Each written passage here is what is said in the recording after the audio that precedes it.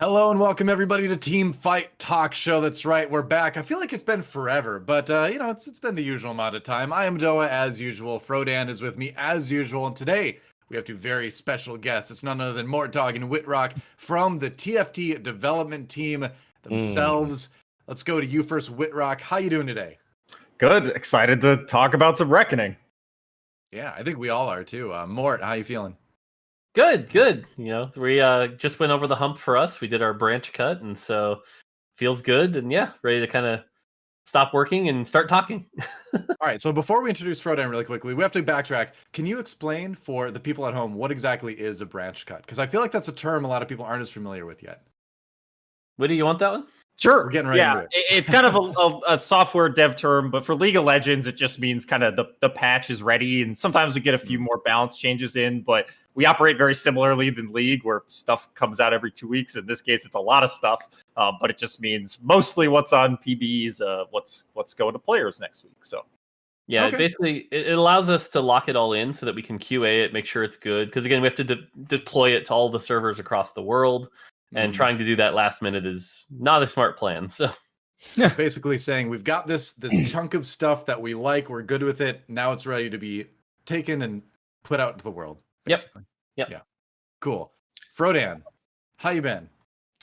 Good. I feel like I learned something from the developer world. It wasn't just a haircut for Ivan or Maokai. So yeah, I'm really excited to see and talk with Mort, like in Wit, just about set 5. I've been playing a ton of PB. I played way too much hyper roll. I think it's messed with my TFT mechanics at this point. Yeah, me too. Don't save gold anymore. It's like, oh man.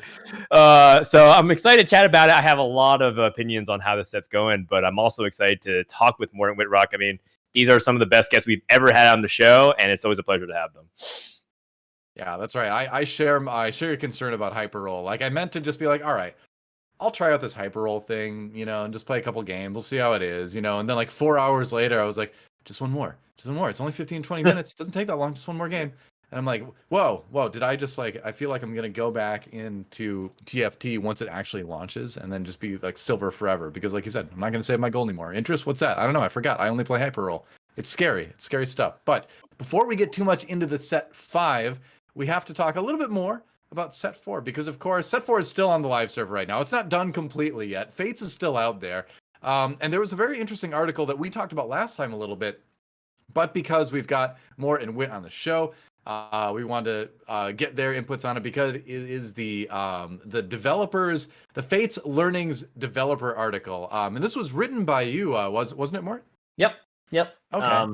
With a lot of editing help, shout out to Minions, our people. But yeah, no, this is mostly the way it works is like I write the first draft, make sure we have points, share it with the team.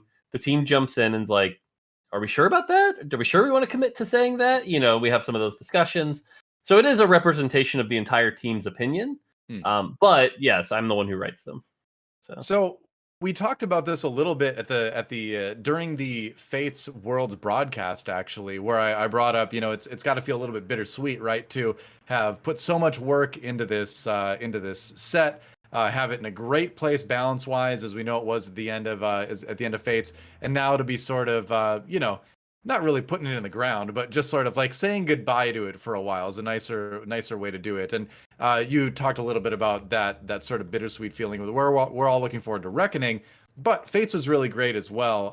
I want to get your opinion on that again, because we're for our new audience here, or maybe some of the same people, maybe some different people, and then I'd love to get like Wit's perspective on it too, how it feels to kind of be in this end of set situation. I mean, it feels like you said, bittersweet is definitely the way to describe it, where it was like, cool, we did Fates, we wrapped it up well, it was good. Honestly, assuming we had another 6 months, like, would I do much more to it? Probably not a ton. And like, that's a good state to be in. But it's also nice to have like kind of the next thing coming. And so it gives us like, as a developer, like the next challenge to try to overcome and the next thing to do. So as a developer, it's like, it keeps it interesting and keeps it fun. So it is what it is, and I'll just look back at it as an accomplishment and time to go on to the next accomplishment. Cool. Yeah, for me, it's kind of a few pieces. There's getting used to it a little bit. Like having gone through a few different sets, we kind of, as you're building even a set initially, you kind of understand that, hey, this is a limited time experience, and we're going to be looking forward to the future. It also just gives us always an awesome opportunity to do things that you would never be able to do if you had to like try to do them with a current set. You can be like, hey, we got all these new ideas or problems we want to solve. Do it in the next set where we can kind of hit the reset button in a lot of ways. The final piece is that kind of reset feeling, at least for me personally, happened a long time ago for Fates when we started working on Reckoning, and when we were like, so it's not completely old news, but in some ways it's like, hey, Fates has been in my rearview mirror, and I've been trying to extract learnings and put those things into Reckoning for quite a while now. That's a good point. I think that's something that a lot of people don't think about, is that for you, Reckoning is nowhere near as new feeling as it is for us, because you've been working on it for a long time now, of course. Frodan, how do you feel though at the end of set 4 here, looking into set 5? I mean, I think people in chat are talking about it right now. It feels really balanced. It does feel a little bit like I've done it too many times, so to speak. Like I have played like a couple of live games to see if I could play for Decay. And it's just one of these things where I was tweeting about it, and I think there's conversations on social media, is that we had gotten so used to Chosen that it kind of warped the way we approached everything, like how we approach leveling, how we spend our gold, how we look at our board and almost like evaluate that state. And so to shift my mind away from it and to go back felt like I was almost playing a little dishonestly, right? I'm like, okay, like my board's really bad, but I can always just roll for a chosen to like help bail me out and not have to like do the incremental advantages, right? Like part of what makes TFT really interesting is like the constant mixing and matching of sorts. You're like in this giant Lego playground.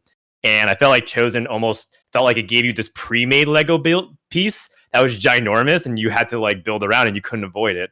And while that's certainly fun, it just felt like it had expired already to me. Like I already had started moving on from it. So I think that, you know, like very much everybody else, I'm ready for set 5. And I think that all the learnings that y'all posted were great. And I think that's great that you also like owned up to some of the things that you felt like were sort of semi-misses, right? Like there are certain things that could have absolutely been improved. We could have avoided patches like War Week for sure. But overall, I think set 4 was fantastic. And I guess like I want to ask a follow-up question to Wittrock. Like when you were looking specifically at set 4 and designing set 5, was there anything that you specifically saw and said like, hey, like I know that set 4 we tried this, but set 5, let's definitely like consider something else here as like a lesson you learned from set 4 going into this next one? Yeah, I can probably highlight 2 big ones. One was, and this was actually mostly crystallized when we went from 4 to 4.5, which is this idea of how kind of complex and puzzly the trait structure is. Particularly, we believe that going from 4 to 4.5 actually made the trait structure a little bit simpler, more like traits that you could just build tall, just outright less unique feeling builds like Moonlight or Dusk. And so that was kind of when we were still early development for set 5. And it gave us this really clear signal that, hey, for set 5, we really want to enforce this idea that traits should feel different from one another on a structural level. So that's why you see, frankly, some strange things in set 5's traits where you're like, hey, this doesn't have kind of the normal, like there's a 1 cost and a 2 cost and a couple of 3s, a 4, and maybe a 5. There's holes, there's gaps, there's differences in the shape. So that was the big one. The other one is the set mechanic, which I think we'll continue to talk about a little later. But trying to very obviously extremely different approach to set mechanic with shadow items versus chosen. So yeah, definitely. Well, we'll definitely get into that as well, and I feel like we can probably even move on now. I mean, it's first of all, you know, I'm looking through. Hold on, I'm looking through the schedule for the show here today, and I don't know if we've actually got anything in here about the set 5 World Championships, which, you know, obviously already happened. You know, our last episode was a big preview episode, but I feel like World Championships has it happened already? You know, I not invited back. Oh no, I'm from the future. Korea won it again. Sorry to disappoint. Better luck next time, NA. You know, what can you say? But yeah. So set 4 World Championships. I feel like we got to mention that a little bit. That was. You know, Mort, Dan and I, we were all there casting it. Wittrock, I saw you in chat, I think a couple times. I know you were watching, of course. And I just want to get like just sort of closing opinions on that tournament, because in my opinion, that was the best TFT tournament we have ever had. It was so great from start to finish as far as the level of play we saw, the balance in the game, the entertainment and the endings we saw in a lot of games.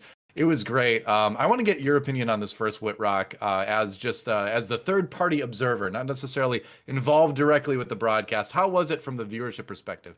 Oh, it was super fun to watch, especially as, you know, it was early morning and I kind of started out mostly watching VODs, but as the tournament kind of ramped up and we got to Final 8, it was kind of more exciting to both catch up on those VODs and watch it play out in real time. But I like the format. I like the competition. I like the diversity. It was some of the best TFT I've ever watched. So I was super happy with it. Dan, how about you? Did you ask me or did you ask more? Yeah. Sorry, you cut out. Dan, I asked you. It was beautiful, DoA. It was one of these things where, like, after the broadcast finished, I got kind of emotional and talked to my fiance about it and just say, like, I think TFT has arrived. Like, I think it's just one of these things where it's a coming of age story. You know, TFT is quite the underdog, especially when you cast a juxtaposition to Summoner's Rift. And there's like all these like cool little like outplays that people always love to highlight and the hype behind it. And the reason why I say that is because it pretty much had everything that you want. It had like the underdog story, the clash of regional rivalries, some players that showed off really godlike plays in micro and stuff that we've been talking about. It had like the drama. I think the format really leaned into its strengths. Yeah, you know, it's not always great to see like 5 different players that's trying to go first or eighth, and at the same time you can always poke holes in it. But overall, from an entertainment perspective, it was just like the best TFT tournament, man. I thought, the casting was great. I'm a little bit biased, but I thought we did a great job as a team. Bias, yeah. And the fans like legitimately enjoyed it. That was like the best part about it. Reading the comments would just be like, yeah, that was like a great tournament. I think everyone was just like collectively surprised. They were like clapping, like, yeah, that was great, And so I don't know. It was great. Good vibes all around. And overall, just like hats off to the production team and everybody that works super hard. And obviously the dev team for making it possible. It was just great. Like, I can't wait for next championships. I want it to start soon, but Set 5 hasn't even released yet. Yeah. Mort, how about you? Yeah. So it's interesting because the tournament definitely could have gone wrong. That format to me is always a big risk because on the one hand, like we can get, cool moments like we got. On the other hand, it could have been like someone who quote unquote didn't deserve it, which I don't believe, but player perspective, that it could have gone the other way. It didn't, which was great. But the thing for me is a lot of what you're saying is echoed by the fact that for us as a team, Fates, I know a lot of people complain about Chosen or whatever, but Fates was a massive success for us on like every axis. It was like the player base increased, stability of the player base increased, revenue increased. Like the game was fun, despite the hurdle of having to have the longest set ever. Like everything about it was a success. And that was like the bow on top. It was like the perfect end to Fates. Like I almost didn't want to look at Fates after that because I was like, perfect. Just wrap it up. And I was just looking at it as like the best thing ever. And I actually started crying after the tournament. It was just like, how fucking perfect was that? So I'm even getting a little emotional now. It's like, it was so good. And I was just like, how are we going to fucking top this? Like, Jesus, and like, that was the crazy thing for me. I want to tell I just want to say something is that this happened a lot in Hearthstone as well. And I always had a saying, which is the more the dev team suffered, the better payoff the world championship was. Because it just feels like this crazy thing where everyone's just like flinging like, this is like the worst set ever, the worst expansion ever, all those different things where people just like flame, and just the more tears and suffering, it feels like it fuels the spirit bomb to make it a great event. So overall, it's a direct testament to what y'all had to go through as well. Yeah. I feel like I've seen that before too. It was great. Like, I mean, I know Dan can echo this too, because both of us have casted a lot of finals and in a lot of different games, and like that TFT finals is right up there with like the most exciting, league finals or Overwatch finals I've done. Like it really was. Like it had the drama, it had the skill level. Like when Dan says like TFT has arrived, I really felt that same thing for TFT as an esport. And we know TFT, one of the great things about it is that it does change so much between sets. That's one of its, I think, greatest strengths. And so, each finals is going to be memorable and very different. We're going to have our ups and downs, I'm sure. But like, yeah, I felt like we kind of entered a new era there with that finals. And it really did feel great. So I wanted to bring that up because I didn't think we left room for that elsewhere. Yeah, I think it was something fun to touch on. I admit after that, I have not touched Fate since then. I'm like, I'm going to leave it right there. I've been only on the PvE since then. I'm happy with leaving Fates at that point. But yeah, really was a great set for sure. But I think it's time to move on. And what better way to move on than with the wonderful segment invented by none other than Frodan, titled Agree? And we've got some spicy ones today. It's going to be a fun one. This one, we're going to start out, I think, right away. If I remember right, if it's the order I'm thinking of, let's check out our first question. And this is a big one. In light of Jeff Kaplan leaving Blizzard and Overwatch fans claiming doom to the series, it is too much of a risk for one developer to become the face of a game. Because we know, obviously, Overwatch is just fine. The team is bigger than one person. But when you have that one person as the kind of face of the game, like, maybe some other people in the show have kind of started to become for other games. It does present a bit of an element of risk. So we'll go to you first, actually, Mort, with this one. I want your opinion on this. No, let me go last. I don't want to bias people. Let me go last. Okay, that's fine. All right. So Wittrock, go ahead. So this is a pretty solid disagree for me, mostly because there's so many stories of people who have been faces of games and that have moved on or moved to other projects, and the game can survive.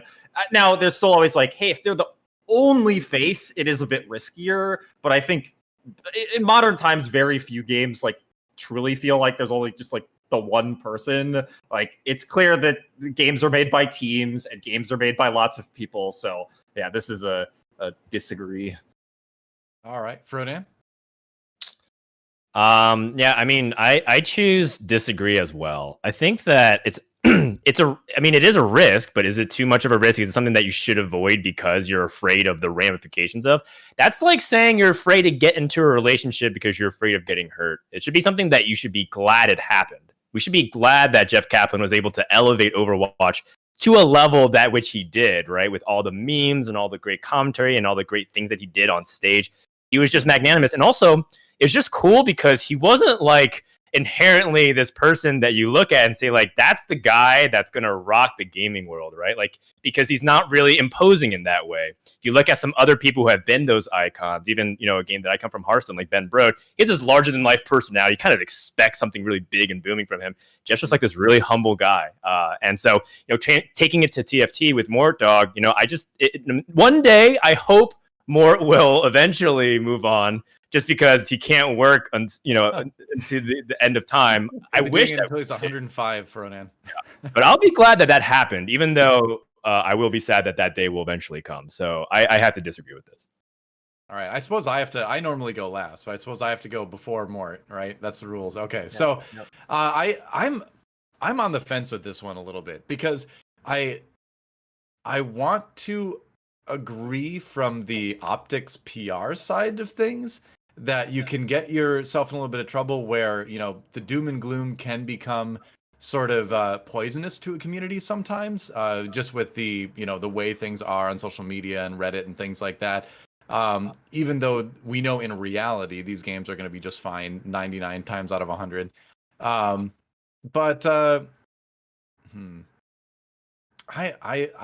was thinking about this one all night, and I still don't really know what I'm going to pick. You know what? I'm going to agree with this. But I'm going to agree with it because there's multiple ways where developers can handle this. I think it's if it's just one developer and there is no effort at all to, expose expose the fan base to the other people making the game, that's where you run into problems, right? I think if it's a situation where, because companies can take two approaches to this, right? You can either hide the developers from public view and just not have them involved at all, or you can have them, publicly in view, and with social media and things like that, it seems harder and harder to avoid that. And when that happens, generally one of those developers is going to kind of like hit that sort of popularity spike, and then what do you do then? So I think it's good to involve other devs and kind of say, hey, check out the team. This is how everything works. That kind of seems like what's happening with TFT. So I'm gonna agree with this one because I think it's important how companies handle it that defines how impactful this ends up being, if that makes sense. I still feel unsure, but I'm just gonna go with agree on this one. Hey. Mort, it's your turn. I'll try. I've thought a lot about this throughout my career. I'm gonna try not to monologue too long here. TLDR though, I disagree. I think there are examples of this in the industry where this goes really bad. Especially if they try to use a figurehead that isn't actually doing much for the game. That's where it goes really bad. I'm not going to bring up those examples. And then there are examples of people that are like really key to the team and to the face. And for me, the one I've always aspired to be is Sakurai. Sakurai in Smash Brothers is like, he is key to that series. And it's good that he's a representative. It gives people someone to relate to, someone to talk to about the game, and like, that's kind of been my personal goal. The other thing to talk about here is like, for the industry, it's like it's almost better for the company to not do this, right? Because like having a bunch of invisible developers and hiding, like you can hide the talent and be like, yeah, I'll use Riot as just the abstract here. Like Riot Games made TFT, Riot Games did this. And regardless of who comes in, who comes out, Riot Games is still Riot Games.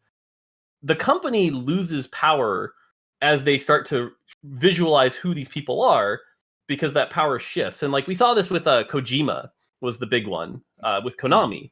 Is like they let Kojima Productions, yada yada, and when he left, Konami but the naive part of me wishes for this world where the developers who do awesome things get credit for what they do.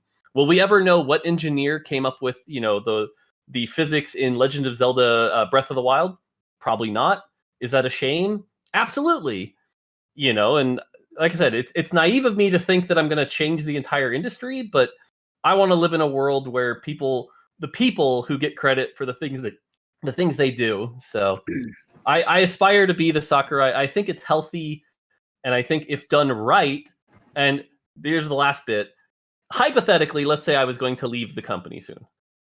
I think if the relationship is mutual here, then what I would do is like, okay, I'm going to start training up my next person and slowly start backing out of the spotlight a bit so that when that happens, it's less painful. Who knows what happened with the Kaplan situation? I don't know. When it's really sudden, I think that's very jarring. But that's what I would do in a mutual relationship. And assuming the relationship is mutual, it can be mutually beneficial. So that's the fast version. I rushed through it, but a lot of thoughts on this. TLDR, agree, obviously, because that's kind of what I'm trying to do. So, hey, I mean, we got Milk in the chat saying "train me," so you've got your apprentice right there if you want. I'm just saying, it's no, okay, all right. Well, you tried, Milk. What can you say? No. Well, that's. I feel like we could do a whole show just on that topic alone. I think it's incredibly fascinating. But thanks for the opinion. Let's move on to our second question here. Items are easier to balance than champions. Go ahead, Mort. You went last. Yeah, I'll go first. I'll go Right. first this time. I disagree. I think items you have to deal with like 58 interactions. RFC is balanced on. I'll use Fates as the example here. RFC is balanced on like 56 champions and incredibly overpowered on 2 of them. And it's like trying to figure out how they work with each other is really difficult. Whereas if Zed is overpowered, we have enough levers that you can just crank a bunch of these levers down. Guess what? He's not overpowered anymore. Problem solved. And so, like, the interactions of the items with all the champions, I think this is just a clear no. Okay, interesting. Wittrock? Yeah, I think this is also a disagree, maybe for one slightly different reason, and a reason that's not as true in Reckoning, which is that items are kind of easier to force than champions sometimes are, right? Like, hey, if you're really, maybe not all the items you want, but if you want 1 or 2 specific items and kind of play in a certain way, you probably get those items most games. And they don't have star levels, which is a good balance regulator than champions. There's less there's still some competition on carousels, but there's, I'd argue, a little bit less self-balancing that goes on in the lobby with items as well. So all those things considered, yeah, and Mort's points as well, I think items are harder to balance than champions. All right. I just realized now, Frodan, this question is kind of difficult for us to answer because we're not. Yeah, we went second after the people whose job it is. I didn't think this one through, and I was writing. Yeah, I think we should Frodan, go first. if you developed a game, what do you want? So, I mean, no cap. I was gonna also disagree, but largely because it feels like there's 3 primary ways that you can get stronger in TFT. One is board strength, right? So you can either 2-star, 3-star units or level up. 2, synergies. Synergies basically do the same thing what items do. They just improve the power of your champions in a certain way, and you have to think about how that fits into your composition. And then 3 is items. Now, the difference is what I'm about to describe is that there are magnitudes of difference of strength of what those can provide. Board strength, there's only so much that you can do, the 2-star, 3-star units or add a champion. Synergies, there's only so much that you can chock full in, you can put in spatches to make it, and it's still like a pretty decent number that's controllable.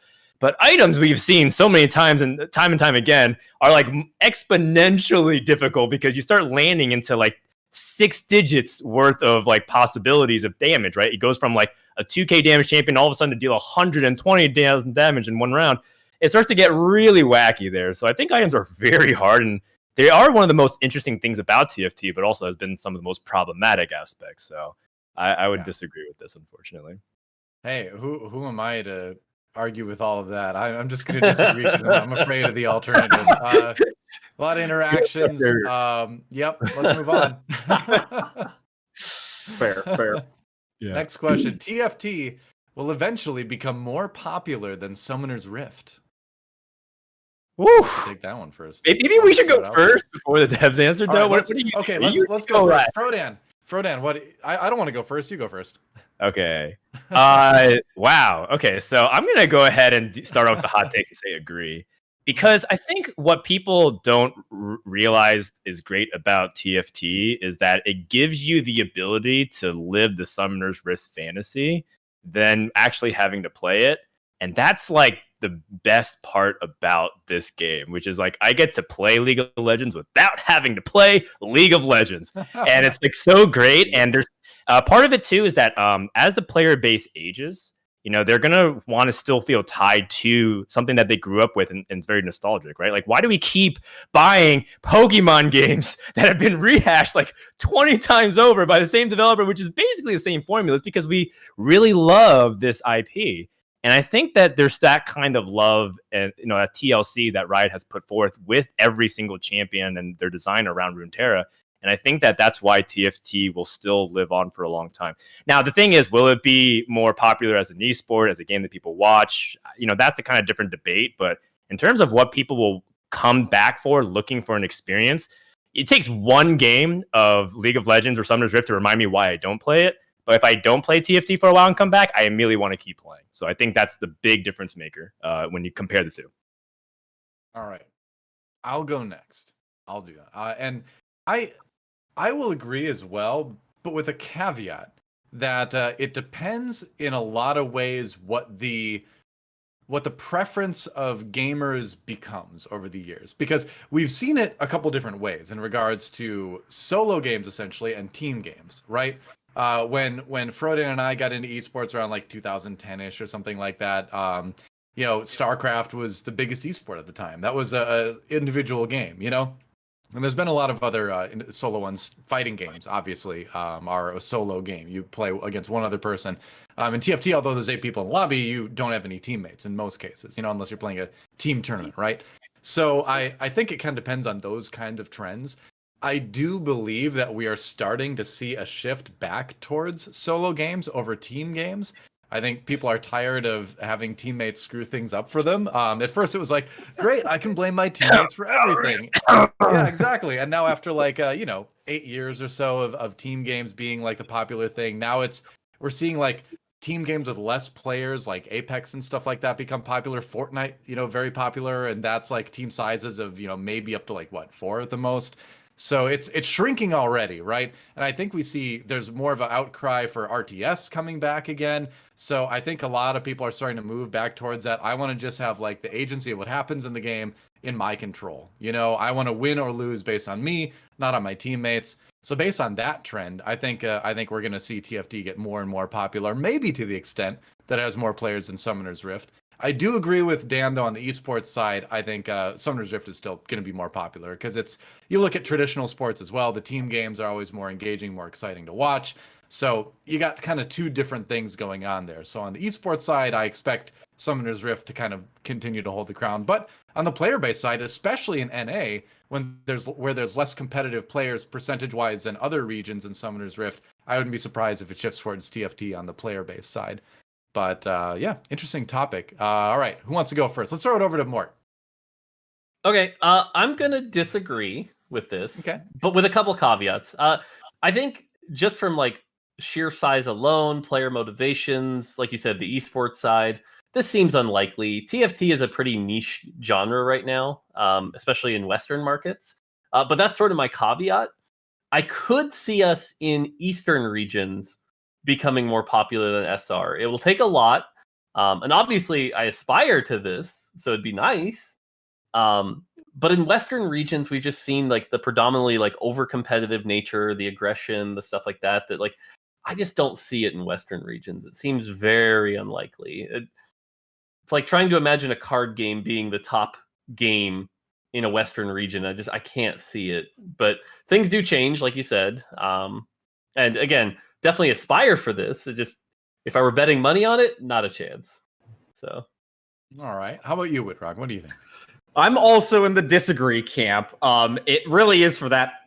The core reason is TFT is big. League is gigantic.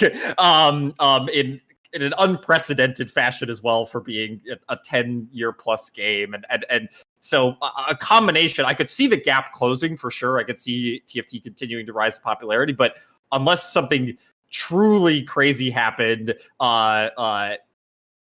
we would have to see Summoner's Rift like decline a lot in popularity for some reason. And there's been some points brought up about like, hey, there's ways that could happen, but we're not seeing it yet. And it's already been 10, 11 years for League. So maybe that day will come. But I mean, I want them both to continue. I love SR still too, and worked on that for years. So I'm happy that they're both popular. And there would be a lot that would have to happen for this to become true.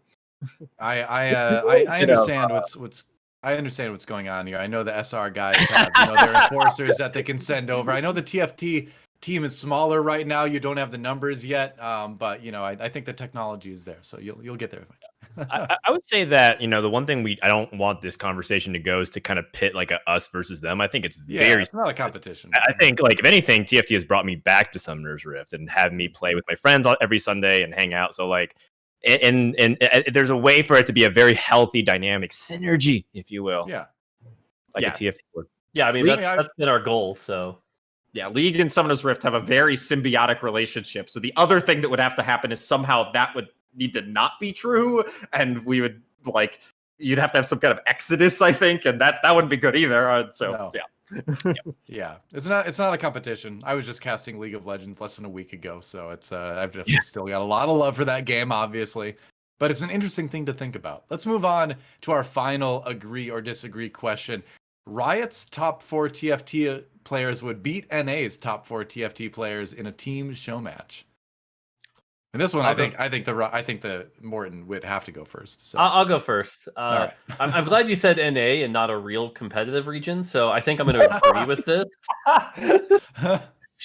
I am going to agree with a caveat of I think it also matters where in the set's life the show match would take place. For example, if we did a Reckoning show match now or within the first month, I think we have a really good shot. I think month 3 or 4. Nah, they'll get us at that point. At that point, we've already moved on. We're working on the next set, and they've got like 1,000+ games on us. So I think at that point, we're at a pretty big deficit.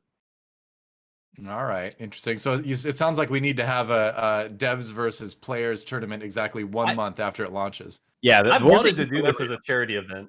Yeah, sounds like a good idea. Well, let's talk more later. Wittrock, what do you got to say? I'm in the disagree camp.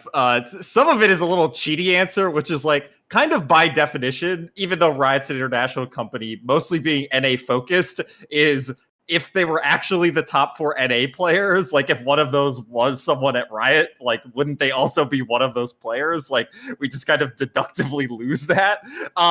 There's other little weird factors here too, like Rioters can't play in the same competitive environment that someone who can jam tournament games is able to, so they don't get that type of practice. I think if you're literally on the dev team, in some ways that makes you a little worse at the game as well. You have all this stuff about like, hey, this used to be good. Here's a balance patch players have never played on. I have multiple patches or even entire sets in my head. So your ability to be laser focused on the competitive aspect of the game. I mean, the folks who are very high ranked at Riot on the dev team, I'm like very impressed often because I think that's difficult to do as someone who also works on the game. Makes sense. Interesting perspective. Frodan, what do you think? That's an easy agree for me. Do you see the way NA players play in team tournaments, man? You see Soju and Key's synergy. They literally pick each other as teammates because they feel like they can outperform the other player on their teams. They don't look as bad. That's the conversations that they're having on stream. Yep. It's too free. It's too free for Riot's top 4. I agree. I feel like NA would do a lot of hand holding down to 7th and 8th. I'm sorry, NA. I mean, I know Ramkev did really well at Worlds, but it wasn't a team thing. I gotta agree here too. Wittrock out there farming NA points. I appreciate that. You gotta take your shots, but I think although at the end of the day, I think it is a situation where obviously the devs have the insight early on, but as time goes on, the players have the experience. But that doesn't mean I don't want to see it. I gotta say, I do want to say one thing, which was one of the most fun things for me to ever have watched in Valorant in the early days was when the devs played a show match against the top streamers who are just like super confident because they come from Counter-Strike, and they just smacked them down so hard. And that felt very good just because it's one of these things where I respect pro players a lot. They put so much time and effort into their craft. They think about it and they play it like 12 to 16 hours a day equivalent. And so I have a lot of respect for them. But once in a while, it just feels good to, for them who are so convinced, so stubborn, so egotistical at times to be put in their place every now and then. It's just good.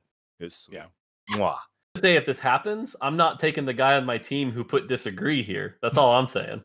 Hey, I mean, you gotta figure out. You have to have a criteria to weed people out. So there you go. Yeah. There's one. Yeah. One down. Well, all right, it's time to move on. I love agree. That's a great segment. Dan, you're a genius. Let's move on to finally talk a bit about set point 5. It's time to talk Reckoning. That's right. And the first thing I feel like we got to talk about is just kind of the basic system changes. We'll get into the shadow rounds and things like that later. Or not shadow rounds, shadow items and things like that later.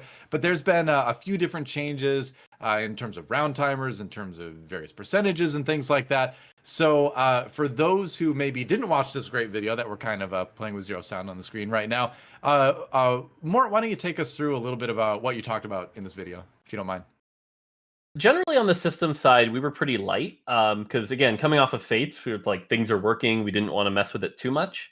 So we just kind of nudged a few things like around Carousel, how often Spatula shows up. We tried to cut some time out.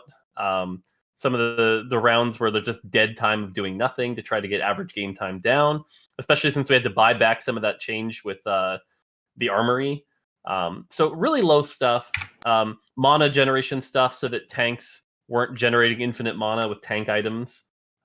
Especially that has probably been like the secret best change we made, simply because if you look at how tanky this set has been, imagine that with the old mana generation. Oh God.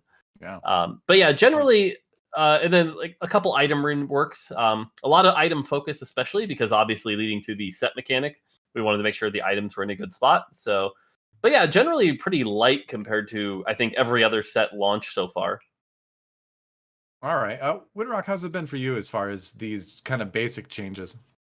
Yeah, I've been happy here as well. I'm glad that we're both learning like how many of these are appropriate to change as we launch a set and being able to learn from past sets. There's always going to be a little bit of an X factor depending on what the mechanic is. So even now, like this video is a little dated as we're trying to smooth out the level 7 and 8 rolling odds without Chosen.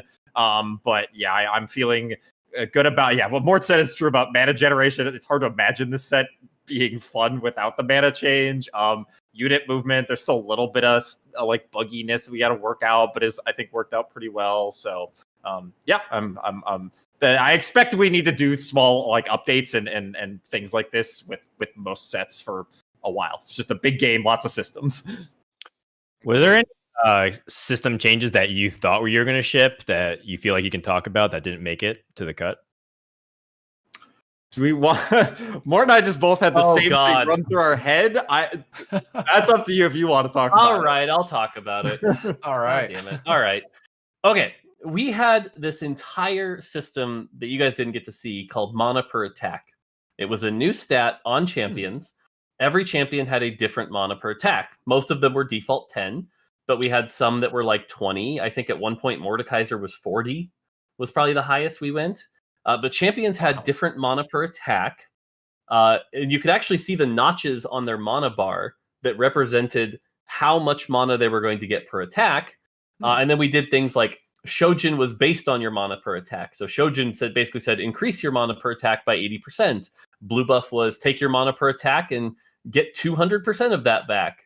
It was this whole system to try to create this situation where, again, we were trying to avoid the GA Ahri problem, where like, if you want to make a cool big caster like Ahri, you have to get her to auto attack 6 times, not stand on the front line with a GA and get a bunch of mana.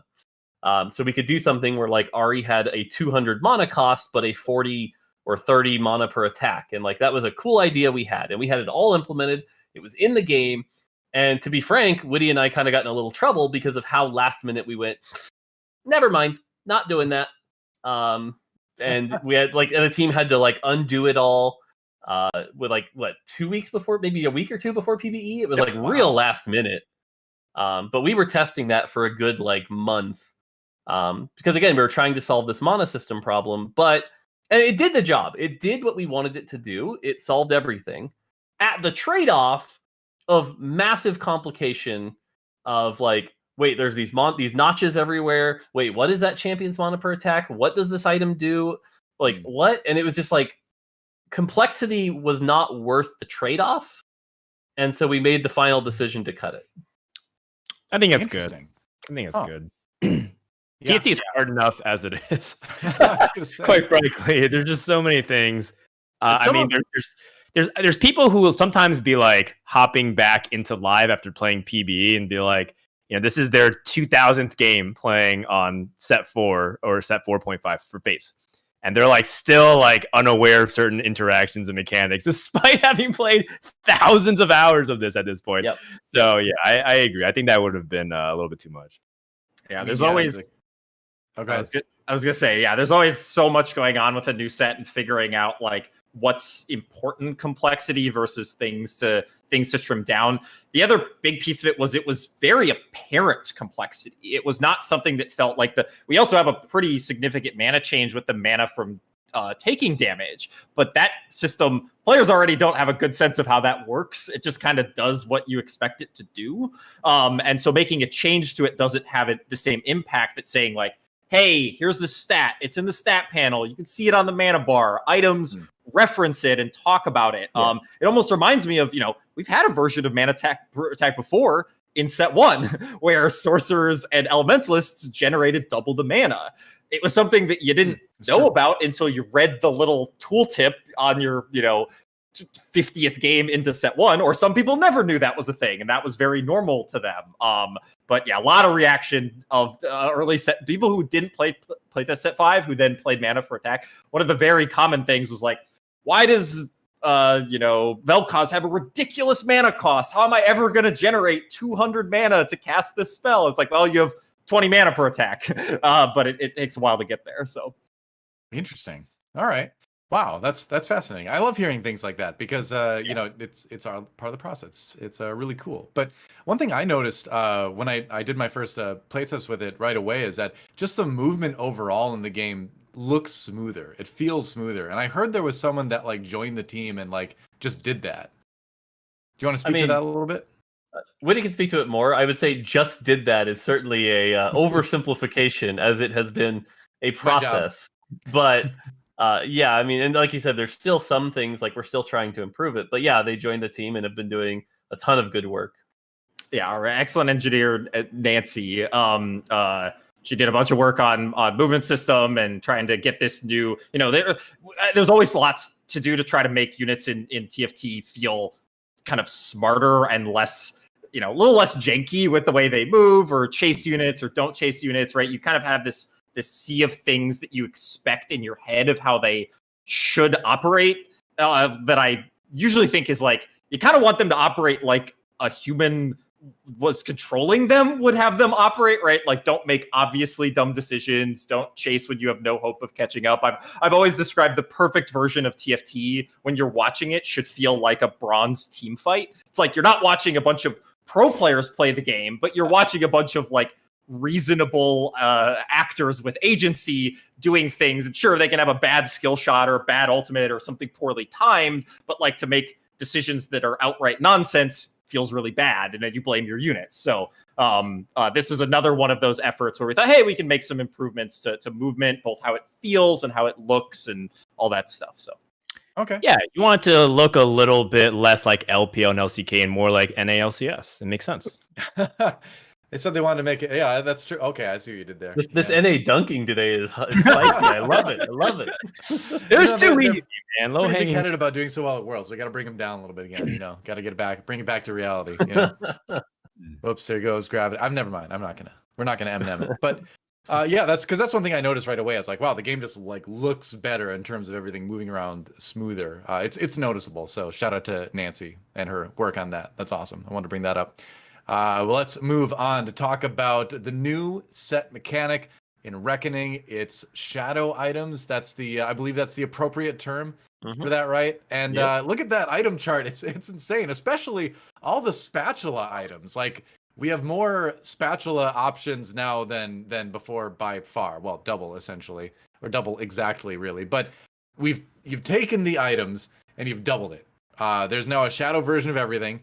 And there's a lot of really crazy, unique stuff. I just got hit by the Shadow Zephyr for the first time today, and at first I thought it was bugged. I was like, wait, why is he still in the air? What's going on? Is he just stuck? Like, LOL, what's going on? Buggy game. And then I like right clicked it. And I was like, oh, it's the Shadow one. And yeah, it's been really unique. Before we have Mort and Witt's like talk about this, I want to actually get your opinion, Frodan. Having experienced the Shadow item system for a few days now on PBA, what's your initial take on it? This feels really good. I think that what it ends up doing is it gives us more options, and the fact that every state, every X2 stage for stage 2, 3, and 4 gives you even more choices to pick like an item that help you in that situation or to greed is really good. It's pretty rare to see you get completely unplayable items or like things that you feel like you can't do anything based off the way the shadow items work. Yeah, there's certain items that are really powerful, right? That you want to be able to have, right? Like, Shadow Bloodthirster, for example, has been a very talked about item on some of these AD range carries like Aphelios and Raven. But, at the same time, it just gives you like more options, and that's what you really want as a player. So in terms of player agency, it's great. I would like more clarity for these items because they're still new. So, like, for example, one of the most frustrating things for me is that I still don't really know what the Shadow Spatula items are. And so when I get a Shadow item and a Spatula, I have to, like, click and drag, and I'm like, wait, but which one was the Abomination one? Oh, that's Glove? I'm like, how am I supposed to find that out? And so I'm trying to plan these things. So I would love a little bit more information because with this crazy new depth of versatility, and I love it. It just I feel like I need more clarity into that. Yeah, I think the way I look at it is it's sort of just like you just gotta memorize it at the end of the day. And if you don't, you can always just like right click an item and you can at least see it there. But there was a right. guide on the competitive TFT subreddit today that had a really great memorization guide about how to like figure out all the items. And I'm like, I'm gonna bookmark this and memorize it because the way they laid it out, which is brilliant. Like they were like, Glove and Shadow Spatula, Abomination, it's one with the hand. So Glove, hand, Shadow Spatula, it's Abomination. Like the people who wrote that out are geniuses. Like it's great. I wish we had a link to the thread right now. Maybe our producer can pull that out. But it's an awesome thread. So I feel like it's doable. But I know, like even this weekend with Mortdog Madness coming up, I'm still gonna be like, all right, crap, what's that shadow item do again? Like it's a lot of memorization. But it's just good that the power goes back to the player, right? Like set 2, set 3, set 4. It's all about like here are some environments that you can't really control, but now how do you react to them? And now this is like you can choose to opt into this. You don't have to make the shadow items which give you that drawback, right? There was discussions about like whether some of these shadow items are too big of a drawback. That's the whole point. That's the whole point. You get a crazy spike in power in order to do that. So that combined with the fact that the system changes, they're like, scaling back the multiplicativity of a lot of items feels like a really good change so far. Yeah. The armory feels really good too, as far as, like you said, player agency. There's been plenty of games so far in PvE where I'm just like, nope, I don't want to deal with the shadow item thing this game. I'm just going to do the regular items and just play it straight up like that. But, looking at how players have been approaching it on PvE, you've had a chance to see a bit of data so far. Mort, how's it kind of breaking down? How do you think the shadow item system is being received so far by the player base from your perspective? I mean, I would say it's going exactly as we expected, which is worrying in a way, but also reassuring that we know what we're talking about, which is that, our more engaged players and our more experienced players, they love it. They love the system. It's a bunch of choice. It's a bunch of agency. Shocking. They love it. Who would have thought? But at the same time, it's like, a lot of our more casual base and a lot of our players who are like maybe thinking of returning are like, oh my God, there's so much going on, brain overload, and there was that thread, I think, Frodan, that you started that like Kibler and I kind of talked about a little bit where it's just like, it's a lot of change. It's a lot of stuff going on. Will this repel people from coming back and re-engaging with TFT? ? And so that's where we have to wait and see. Because again, like I had no concern that our engaged players weren't going to love that. That was never the concern of this. The concern was did we drive away 30 to 40% of our casual audience? ? So Interesting. I feel like I can see the concern at the same hand. I'm like, if they're casual, do they really care that much? If you're casual, the way I see it, if I'm playing a game casually, I'm just like, this looks cool, this game. I'll just put this in there. I wouldn't be as concerned about, oh my gosh, I don't know all this. But who knows? Wittrock, what do you think? Oh, no, I'm sorry. Go, Mort, go ahead. I was gonna say casual might be the wrong term. It might be just like, the higher barrier to entry might be the thing that may repel people. But go for it, Witty. Casual. I see. Yeah. I mean, there's so much to talk about shadow items on that topic specifically. It's also just the comparison to Chosen too. For a lot of players, one of the big draws to Fates was that Chosen not simplified the game, but gave a lot of direction, right? Like, hey, if I'm new to a set, I kind of don't know what I'm doing. I take one of the first, maybe literally the first Chosen I see. That's just how I play the game. And that seemed to be a very good experience for that audience. So a lot of our early playtesting on Reckoning, even before we settled on shadow items, and either occasionally we run play tests with no mechanic or different. We tried actually a few different mechanics leading up to shadow items. And hey, one of the things that people would say is, I miss Chosen. But I will also say, and that's I think it's worth repeating. Chosen was never in consideration for being in Reckoning. Right. Actually, the core goal when we started talking about what the set mechanic was going to be for set 5 was not only it can't be Chosen, it needs to be really far away from Chosen. It shouldn't be like, hey, this is Chosen, but like a little different, or like basically anything about like it's a way that it's a super unit, or you get a special thing in the middle of your shop. We're just like, nope, those are off the table. We can revisit that stuff in the future if it makes sense. But the point of a set mechanic to us in a lot of ways is it is very different than the previous set's mechanic, and that it is kind of inextricably memorable when it comes to the set. You're talking about, hey, we're going to remember Fates and how different that'll feel from an esports perspective. We should have a very different feeling by the end of the competitive season for set 5 when it comes to how shadow items affected the game. Yep, I think that's a good approach. Yeah, I think that would have been probably one of the most disappointing things possible if the new set mechanic came out and it wasn't really all that different. So I think it's great that it's so vastly different. I'm definitely one of those people that likes the more complexity you can put in something. Like, throw it at me. Like I'm just psyched to memorize it all eventually and then analyze it. So yeah, it'll be fun. So speaking of new things, also we have a bunch of new traits this time around, as you do with every new set. A couple of them are familiar, of course. We got Assassin coming back again, things like Mystic, of course, but a lot of really new stuff. And you talked about this a little bit earlier, where you wanted to have a lot of traits that felt very different. But what I'm starting to notice too is that there are certain themes that sort of carry over from set to set. We had mech that went into cultist, that now go into abomination, where it's like they're all unique, but it's all different takes on, let's make a big dude that jumps onto the battlefield. I like that we're seeing these sort of styles of traits carry over, but in different ways each time. Is that, as we start to kind of talk about traits here, is that sort of the intent with some of this? Is that you want to keep sometimes a bit of that same feeling, but just switch it up in a new, entertaining way? That's a kind of core tension of trait design, and we'll be talking about it every set forever. Sure. One of the kind of a silly example is, hey, going from set 1 to set 2, we talked about, hey, should there be another version of Pirate? At the time, it was, no, set 2 is not going to have an economic trait because we don't want to sign up for having an economic trait in every single set forever.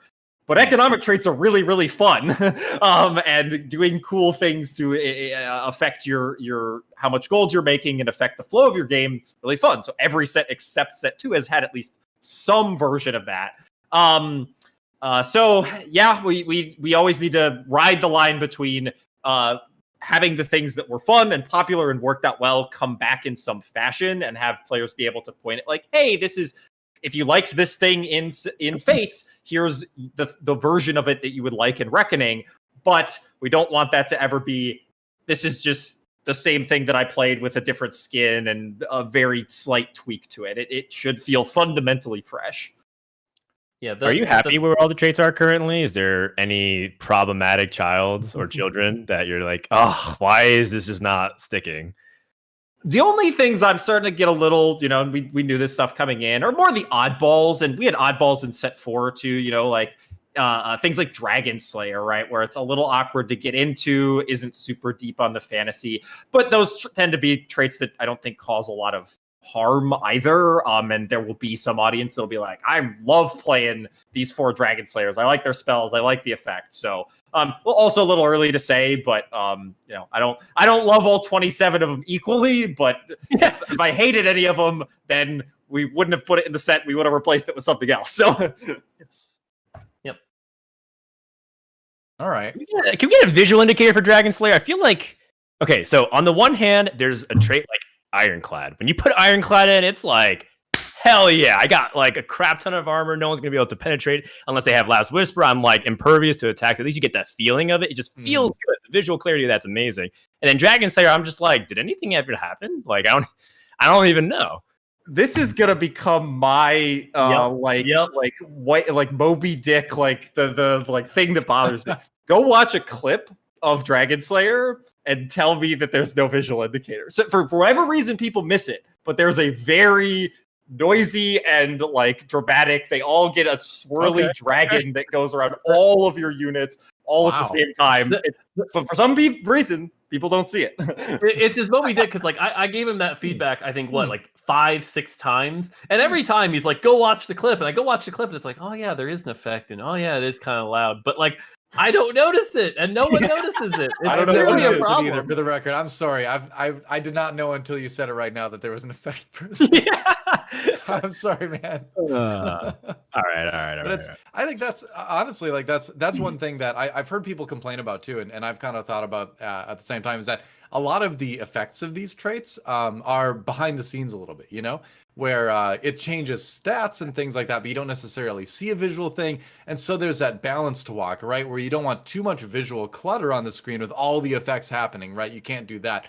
But there's the other side of it too, where as a, go back to the vast majority of players who are, casual players, not super hardcore, it gets a little bit tricky sometimes to, see those traits in action and kind of feel that. So how do you sort of find yourself walking that line? What's sort of like your guiding principle behind that?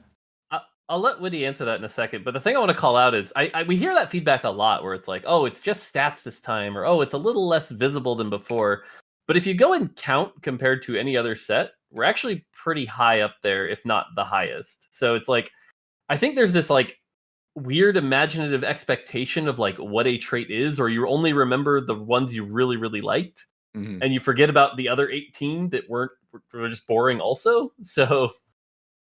and does it need to have a visual effect at all? Like who wrote that rule, And like I was mentioning earlier, I think you can get into a really dangerous area where you can get too much visual clutter. Yeah, and that's why this comes up with literally every trait design and needs to be evaluated on a full set cadence. Like actually, Ironclad, what you just raised is actually a really good example, right? Like things like Ironclad are really important to the game where in combat, you get nothing, completely invisible. You can inspect units, that's it. We make up for that by when you put in the Ironclad onto your team, we give you this big old celebration that you did it. All of your units have a ton of armor, right? And so giving you some amount of vision, and every single trait in the game has a celebration effect. They're not all as dramatic as each other. Some look different, and different themes lend themselves differently, but we definitely want to celebrate your traits. They can't all be visualized in combat. I guarantee you the game would be unreadable if that was true. There's also, I'll say that there's this little concept that I'm starting to crystallize more, and we're starting to talk about more, which is traits where you feel like you're playing the trait versus traits where you feel like you're playing the unit. The units, right? Some traits, the best version of them is just highlight the units, right? Like be things that combo with them really well. They're the exact stats they want. They're the exact thing you want. They just make all your units feel awesome. And then there's ones where it's like, hey, they don't make the, Abominations is the perfect example of this. Doesn't make your Abomination units feel awesome. It gives you this whole other thing that feels cool and that you could build around and play around. Both of those are important. And so we should expect both of those to exist in every set. That's cool. I always think that's one of the most interesting things about sets is kind of having that balance. You wanted to say something though, Fred? No, I was saying that's Oh. cool. I really appreciate that insight. I think that's really good clarity into like the design process, because I think a lot of people focus purely on the visuals in battle and don't think about a lot of those like extra ways Right. that you dress things up. Yeah, I think for me a great example of playing the unit that uses the traits is for Invoker Syndra with a mana item or two, where she's just constantly like tossing people all over the place. I love it. It's a great illustration, I think. But speaking of traits and comps and things like that, here's a question I was really curious about. That obviously we've seen people do things with the PvE, and there's apparently like a garbage truck backing up near my apartment or something. But we've seen people get some time in on the PvE now, and I always wonder like, how do the current strong comps that are emerging on the PvE compare to what you experienced in your testing? And obviously there's balance changes in between there, but how different does it kind of tend to be? How do you feel like you discover certain things that other people take longer to discover, or is it about the same? What's kind of the experience there from the developer side?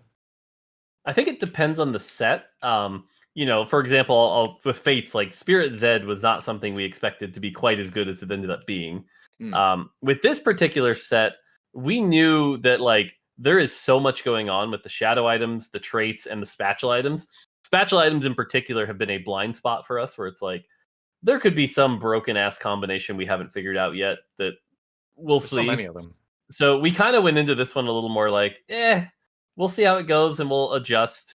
Nothing has really caught us off guard yet, I don't think. Again, it's more degrees where it's like, Kale's a little too strong, or Kindred's way too impacting to late game.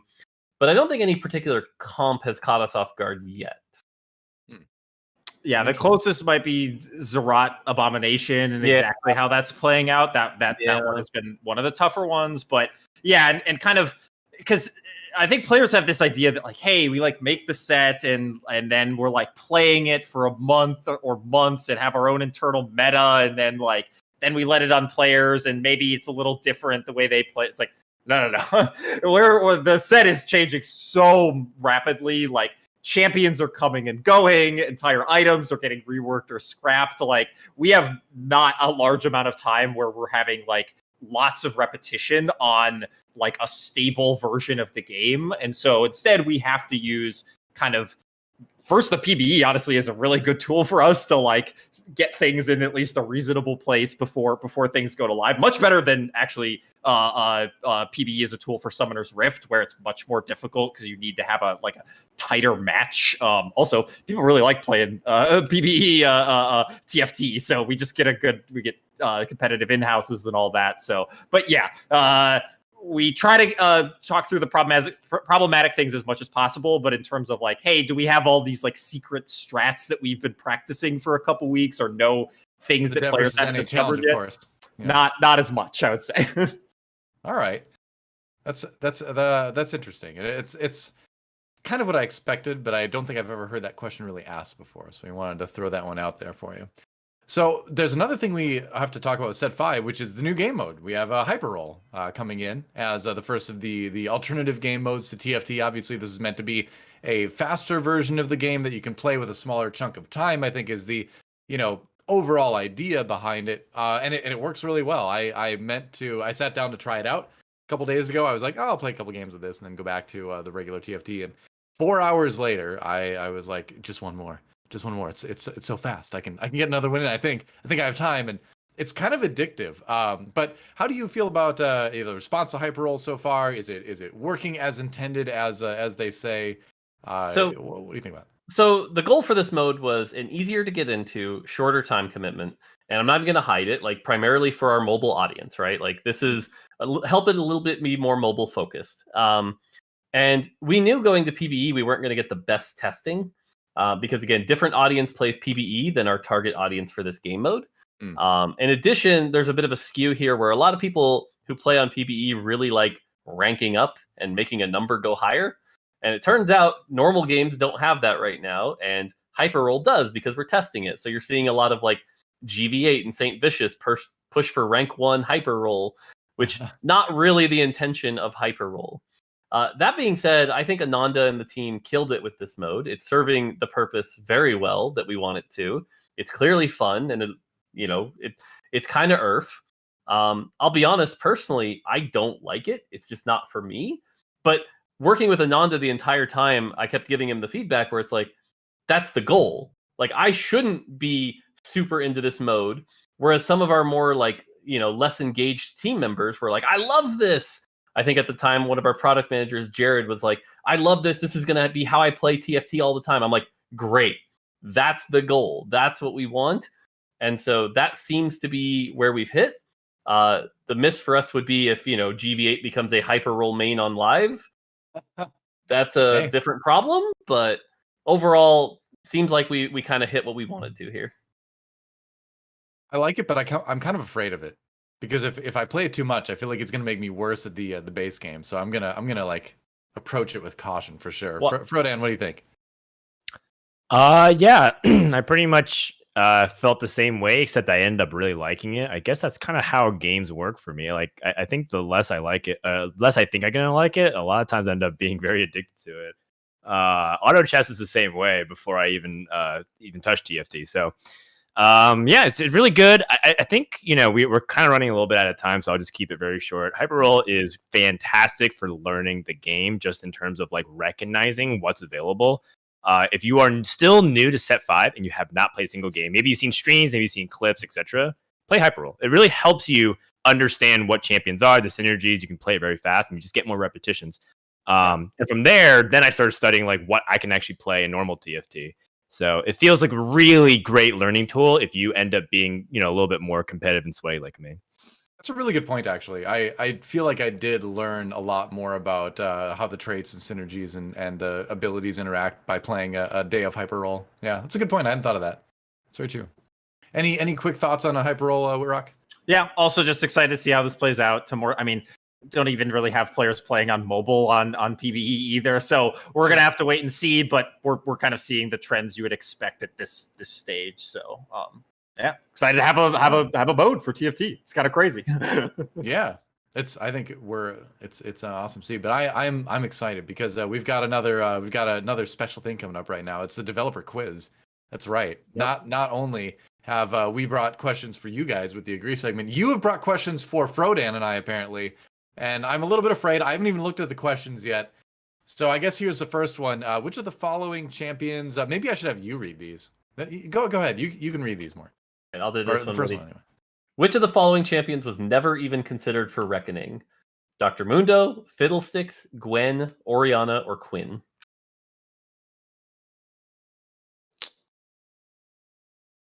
Okay, so Dr. Mundo would be like, I feel like you'd be part of that abomination dynamic. Fiddlesticks fits the theme a lot. I'm actually kind of surprised now that you've mentioned it that Fiddlesticks isn't in Reckoning. So it feels like Fiddlesticks would fit the aesthetic. I think the rest is where you start getting a little bit like Quinn kind of fits more like that Nightbringer Dawnbringer dynamic a little bit. Rangers too. Yeah, and then Oriana. I don't know. I'd probably be C or D, Doe. What do you think? I agree actually, because I feel like Oriana is the one that fits the least, and Gwen is still not. Is she even out for testing? I think right. No, yeah, she's on live. She's out, live, right? Yeah, but might not have come out soon enough. I don't know. I almost want to say Dr. Mundo because I feel like there'd be concern about him being confused with the monstrosity. Yeah. It's because there's a similar look there. So my gut is telling me to pick Dr. Mundo, and I might be wrong, but as I've learned go ahead. I was just I gonna would say I'll go with C, Gwen, just because I'm not entirely sure how Gwen would fit. As I learned from my multiple choice experiences in high school and stuff, I'm going to go with my gut, and I'm going to pick Dr. Mundo. All right, Witty. The answer is D, Oriana. You are on the right track there of, hey, there's a lot of reasons these could have fit, but and some we play tested, some we didn't. You're hitting at some of the stuff, which is one of our challenges on TFT is figuring out exactly when something is going to launch and can we like play test it enough at time, and like having some information, like simultaneous launches are cool, but having some information about how they're played on Summoner's Rift also helps. So but yeah, Oriana just was never in any of our plans. So interesting. Okay. Oh, I feel like we were so close, Dan. Maybe we can get the next one. What's question number 2? Yeah, these are not easy. This one's got a lot of words, so get ready. Wow. Mort won the first Reckoning playtest, first ever, because 5 Draconic provided which benefit to Draconic champions? A, Draconic champions got plus 500 HP per egg on the bench. B, 5 Draconic eggs would hatch into Nico's helps. C, eggs were allowed to be in play like Azir soldiers. D, eggs would hatch champions from older sets. And E, eggs would hatch into little legend health that would heal you. Wow. Huh. Because there's a champion health reducing mechanic in Teemo with Cruel, so you could theoretically see a healing mechanic as well. But that doesn't seem likely. I don't think so. I feel like healing is a sacred thing you don't touch in TFT. So I'm gonna say no to that one. I don't know, Frodan. I'm leaning between C, Frodan, and A. I'm thinking one of those two. I would say in terms of raw power, the A and B sound like the most strong because A is just raw stats for your board, and then 2, B is like we see what Fortune does, right? When you get a bunch of Nikos, you can win the game because you can just power spike from there. Yeah. I don't know if the Sea of Soldiers would lead to victory. It's a lot harder, and I just think that it's just one of those more obtuse things that's hard to imagine. And also, I want to just say that if you think older champions were much stronger, you should go ahead and read their text and compare it to some of their modern versions of them. An easy example would be Kennen from set 1 to set 4. You just it was almost like a 1-to-1 port, and Kennen was pretty underwhelming despite being almost the exact same champion. So I would say that it would probably be A or B. I'm going to go ahead and just pick A just because of raw stats like HP are actually one of the most underrated things to improve your board in the game. I want to shout out D here too, because I think that would just be a hilarious mechanic, but obviously that would be an absolute nightmare to implement and would totally mess everything up. So that can't be it. I'm going to go with A as well. I think that's the most logical one. All right, so you're both correct. It was A. Okay. That particular thing, Right. it was 4 turns to hatch eggs, so you would always have 4 eggs on your bench. There was also a bug with Heimerdinger, where if you played Heimerdinger, he generated 2 eggs. So, for example, in the final fight, I had 6 eggs on my bench, giving all 5 of my Draconic units 3,000 HP. And yeah, at the time, Shyvana from Fates was in as well. So imagine that Shyvana with 3,000 bonus health, then transforming and scaling. It was a very easy playtest. Wow. All right, then. We dodged a bullet there, I think. Yep. Yeah. All right, last question. All right. All right, which champ started Reckoning development as a 5 cost, but ended up shipping as a 1 cost? Was it Gragas, Callista, Kled, Leona, or Udyr? Oh, I got an easy answer for this one. I'm going to pick Kled immediately because I think Kled's mechanic feels like a 5-cost mechanic where he's got 2 different forms. Kind of, it's a little bit more complex. You can have him be sort of a little bit tanky, and then he turns into this DPS, crazy swords McGee with his weapon or whatever, and so I see the chat saying Udyr a lot. I could see Udyr too, and maybe they have secret leaked info that I don't, but I'm going to go with Kled. How about you, Frodan? Yeah, my initial instinct was Udyr just because Udyr has even more stances to him, and I was kind of thinking that there was just this elaborate, he's just constantly shifting stances left and right and just becomes unkillable tank. And so in terms of the complexity of what you could introduce to a 5 cost, I feel like it'd be Udyr. Another really cool visual would just be Gragas' ability, but maybe that just kind of was too powerful. I feel like Gragas' caskets could easily be one of the most egregiously overpowered things in TFT because positioning is so important. And so throwing his casket would probably be too hard to balance. But yeah, so I'm going to go ahead and just go with Udyr just because I feel like that makes sense to me. All right. The correct answer is E. Udyr. You were onto something, DoA. Kled did start as a 3 cost. And we had a lot of fun with him. Wanted to get 3 1 costs into Hellion though. And so we just hey, this is one of our more complicated one costs we've ever done. But yeah, Udyr, better then. and you're on the right track. I won't go into all the detail of how Udyr operated, but imagine something that includes all 4 forms. And actually and I'm not quite getting all the way to fun, and actually had a little bit of weird overlap with Kale, with like multi-form stuff going on. Big old tooltip of all the different pieces of the thing. So ended up getting simplified all the way down to 1 cost. So we were so close to Flash Bear Slap in TFT. Oh well. maybe next time. Yep. Yeah. Well, that was fun. I love these. I at least we got 1 right. Well, you got 2 right, Dan. I only got 1 right. Maybe we should switch the costs around in our portraits up top, but we'll see. Can't do it right now. I have to remake the graphic. That was fun. Thanks for bringing those questions and the extra insight behind them on. But let's move on to, it's going to be Mortdog Madness. It's back again. And this is going to be PBE Madness, and Mort, the collection of players for this is amazing. This is going to be a really fun one. Yeah, I'm excited. Shout out to Risa and GiantSlayer for doing a lot of the legwork here to put it together. But yeah, 16 players from a bunch of regions, a lot of big players, a lot of good diversity here, and playing the new set, it's going to be really exciting to see who can adapt quickly, who can do cool stuff with it. So I'm just really looking forward to how quickly we're sort of kicking off the competitive season. Yeah, that's half the players. We'll take a look at the other one here. And like, thank you as well, Mort, for, funding some of the prize pool even. Like we talked a bit earlier about, developers being involved in the scene and all that. And again, like, not to gush too much, but shout out to you for, being so involved to the extent that you're even funding tournaments within the scene. That's pretty amazing. Yeah.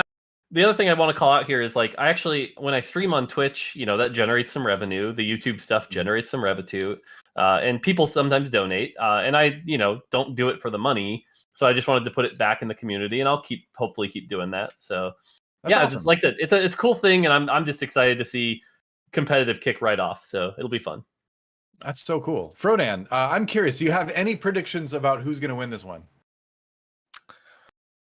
I don't know. I think some players have really been putting in time. I think one player that's been kind of impressing me is Kyun. I just see like whenever he's getting a hold of like what the meta is, he's just been very sharp and his analysis is on point. And so he just like I really like watching Soju and Kyun play, because Kyun's like, no, you should just be doing this, and so he's like, no, I'm gonna do my own thing. And then like a lot of times Kyun ends up being right. I mean, Soju ends up knowing what to do in the right scenario, and a lot of times he's just memeing, but I think that he's like really underrated all of a sudden. I think like this actually applies to both the Kyun and Soju. I think that the players, they get kind of memed as like for fun streamers, but they're actually still really good players if they set their mind to it. So I think Kyun especially kind of got lost in the conversation just because a lot of people have been focusing on the rising talent. So I'm just picking him to do really well. All right, should be pretty sick. Real quick, we have another segment I can't wait to get to, but real quick, Wittrock, I don't want to leave you out. Any predictions, comments on the tournament? I don't think I quite have predictions. I'd guess whoever has played most on the PBE and just has gotten the most reps, and I'm not sure who that's been, especially with like a more international group here. Like someone could just be jamming PBE games and be super ready. So it'll be fun to watch though. It's gonna be great. I can't wait. I'm super psyched to cast it. It's gonna be awesome. Let's move on though, because this is gonna be fun. We do a tier list every week, as you know, at home, of course. And this week we thought we'd do something a little bit different. We rank NA players all the time. We've already bashed on NA enough today already, so I'm glad we aren't doing that. But what we're gonna do instead is a Riot Games tier list. It's a TFT developer tier list of the people internally you're going to rank who you think is the top TFT players in the office. Yeah, so I actually went Riot wide, but it is only NA. It is only NA. So if any of our international people are watching, sorry, I could only do one realm. So yeah, and I had to do a lot of research because we kept finding accounts where I'm like, I don't know who the hell this is, and so we had to figure that out. But number one, pretty easy actually. Mean Mr. Keen. He's an esports content producer. I think you've seen some of his guides. He's hit rank 1 before. Challenger, a lot of sets. Pretty clear, like he is the best player at Riot for sure. Number, I can jump in with number 2, which I'm not even sure exactly how to say this summoner's name, but Riot Imout I am OWT. This was a good reminder, kind of to Mort's point. Riot's a pretty big company, and so we have obviously passionate players on the TFT dev team. But hey, you might have someone on the league team or on Valorant or on Lore working on tons of different things that might also be really into TFT. And just looking at this person's record and how they're doing in Fates and how they've done in the past, yeah, they were pretty clear number 2. Cool. Yeah, and they're a data scientist on publishing. So okay. Got it. They know how to analyze. I see. All right. Number 3 is actually a really important person at Riot. The username is Hippolytus, and he's actually the Senior VP of Corporate Strategy and Development. He is one of the big heads of Riot. I actually played poker with him quite a bit, so I know him pretty well. And he's been Grandmaster a couple times. He finally pushed a Challenger this set. I think he could actually. I think I'm a little better, but the fact that he's hit Challenger, he wins. He gets to be number 3 on the tier list. So, all right, who's number 4? Number 4 is Mortdog. Mort right, does play a lot of TFT, does have a lot of practice. He's very good at the game compared to the average player. So Mort gets this number 4 slot. Although this is about where it gets competitive too. This whole after those first 2 who were pretty clearly on top, this chunk in the middle I think is all pretty debatable depending on the patch or the set. All right. We don't want to get you guys in trouble too. I know that don't want to cause any internal strife here, but let's. We're about to. How appropriate is it, by the way, that Mortdog closes out the top 4? Just feels like exactly what he tries for every single time. That's pretty good. That's pretty good. Yeah, the problem is my special power is learning things quick. So when we're developing a set, that's where I'm at my best. But once the set goes on, I start trying too much stuff and I don't take it. Yeah, I gotta hit Challenger one of these days. But all right, number 5, one of our newer live designers, Kent Woohoo. Woo. If you look at LP, Kent actually kind of places above me. But I think overall skill and knowledge of the game, we actually discussed it to make sure. And Kent does place himself below me here. So, all right. What a humble guy. That's a totally unbiased conversation. Ken, I'm going to need you to agree with me that I'm better at the game than you are. That is not what happened. You don't want to mess with the Maximilian Pegasus of TFT. I understand his fear. Look, if you go by LP, Kent probably beats me. If you go by playtest results internally, stomp him into the ground. So you're just saying tournament is more important than ladder is what I'm hearing here. That's what I'm saying, for sure. All right, who's number 6? Another one on the list that I was not familiar with, a summoner named Reboob. Another person that's who 7. Nope, that's 7. I skipped one. No? Oh, no. Yeah, number 6. I'm looking at a dated list. List. We shuffled at the last minute. All right, number 6. I've spoiled 7, but another. All right, number 6 is Chen Jai. I probably pronounced it wrong, but they're an insight analyst on Legends of Runeterra. Okay. Okay. They're relatively new at Riot too, but they came in and are pretty good. So, I bet making a splash. All right. Number 7. What do you say? Number 7. Yeah. Reboob. So a data and privacy compliance analyst, if I'm getting that title correctly. Yep. But also someone if we're back in the office, we're also, none of us are working from the office, so meeting people is more difficult. So another person, hopefully get to meet someday. Are you privacy compliant by exposing their TFT skills to the world? Probably not. Okay, that's probably not. Right. Well, we'll gloss over that. We'll move on. Who's number 8? Number 8 is Riot Madness Hero, a QA engineer on LoL. Witty, you've played with them a lot, right? Yeah. This is someone I worked pretty closely with when working on Summoner's Rift. So, an extremely good TFT player and an extremely good SR player. So, probably Masters Plus in both. Last I checked. Wow. Yep, that's a lot of game time. Number 9 is Riot Benabo. He's a big one because actually he is the TFT Insights analyst. He works very closely with the live team. He does a lot of our Tableau reports. We couldn't do balance without him. Very important to the team, kind of behind the scenes. But he's actually helping us create our balance framework as well. So, all right. And last, but not least, maybe barely making the list. Barely, mostly on his past accomplishments than his current. Riot Green Teej. Okay, there he is. It's barely though. He's sitting at Diamond 3 on live right now, which is kind of not great. Wow, that's top 10? Well, that's where I said it gets debatable, but he has been challenger before. And the fact that he has been challenger is why he makes this list. Okay. So, fair enough. And then I wanted to do 3 quick honorable mentions. All right. The first one is actually Meddler, the head of all of League of Legends, the senior director. Yeah. Oh, wow. Yeah, he hit Masters.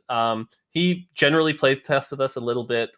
He could, if he wasn't focused on 2 games, could probably have made this top 10 pretty easily.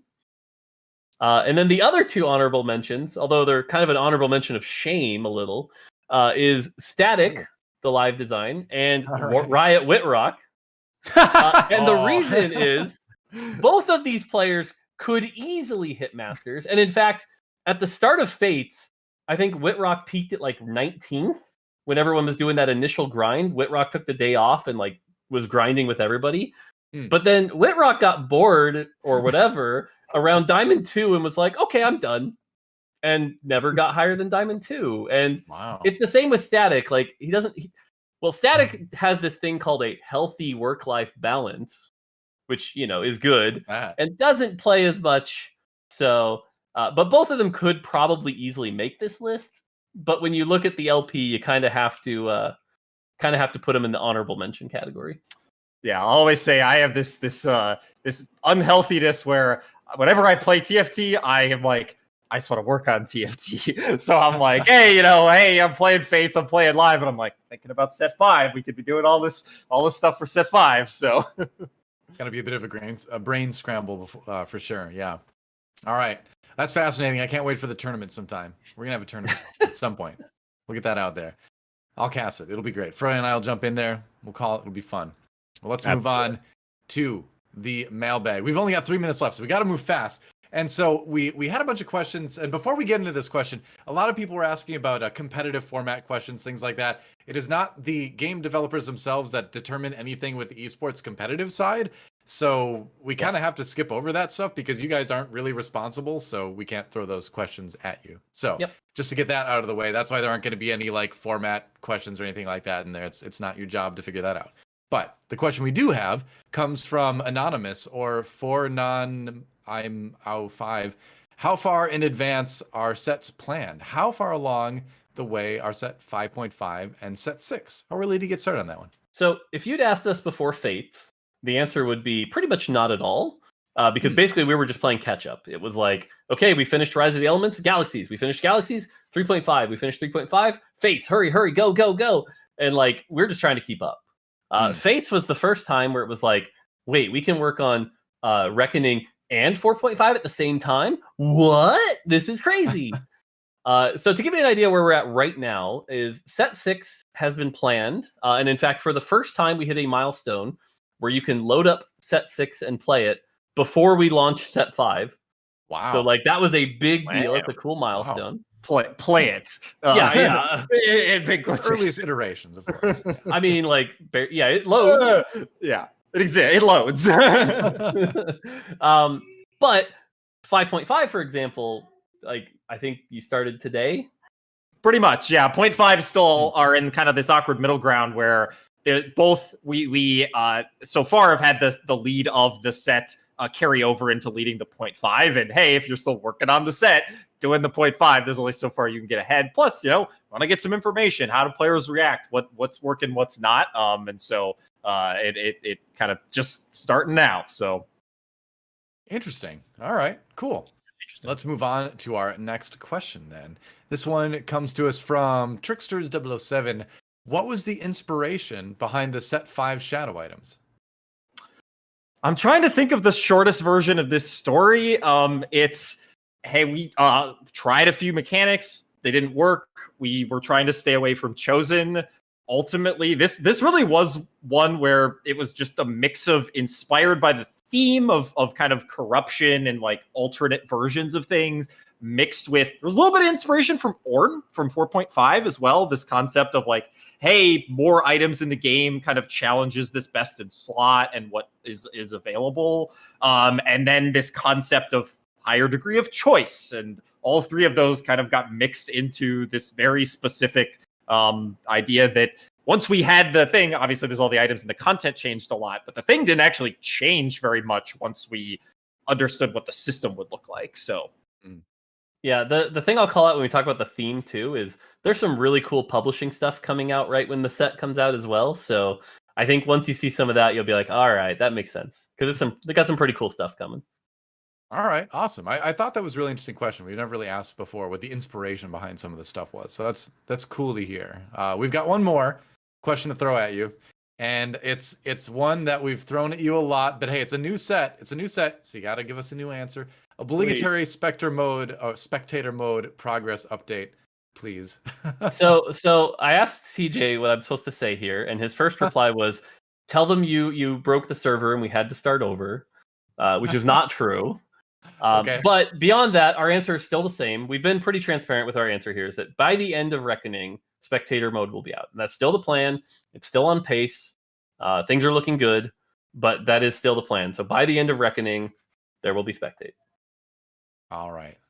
Cool. Wittrock, do you concur? yeah. Okay, just checking. Right. Mort knows more than me on this, so whatever Mort knows here, I'm not trying to cause problems, but it's didn't want to leave you out, Agree?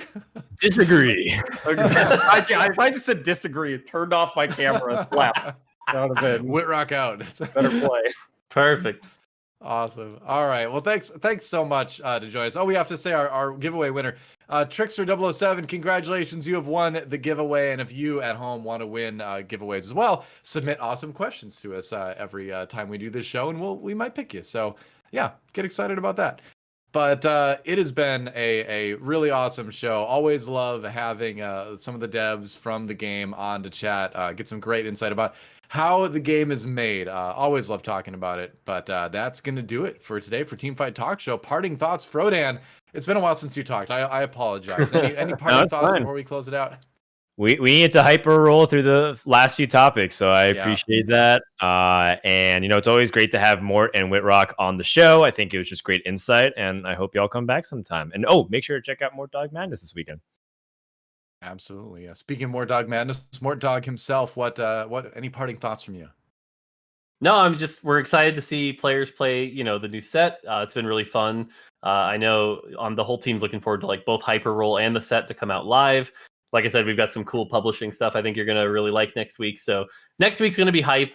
Look forward to it. Awesome. Can't wait. And Witty Wittrock, as you're known on Twitter, apparently. Parting thoughts. Yeah, I'm always super excited to talk about Reckoning and just being able to talk about stuff after so much time of only having things internally. It's always super fun. Excited to play next week, grind out those ranked games, and just happy to see everyone kind of getting into the set. So. All right. This is always one of my favorite times, is getting into the PvE, having no idea what anything does, and just experimenting and finding out. It's always tons of fun. But that doesn't mean we're not looking forward to the highest level of play ever, or at least people figuring things out a little bit. So we're psyched for Mortdog Madness PvE Reckoning coming this weekend. Of course, it's going to be 12 p.m. Pacific time on Saturday and Sunday, I believe. Mort and I are going to be casting it. It's going to be great. It's going to be a ton of fun. Thanks to the fans out there for watching. We love doing this show, and thanks to the staff at Wisdom, GiantSlayer for putting all this on. They do a fantastic job every week, and thanks, of course, to Riot, all you guys out there for working so hard on the game and making it, because we enjoy playing it. So appreciate it. That's going to do it for us here at Teamfight Talk Show. Again, thanks for watching. Stay safe, enjoy the games, and we'll see you next time.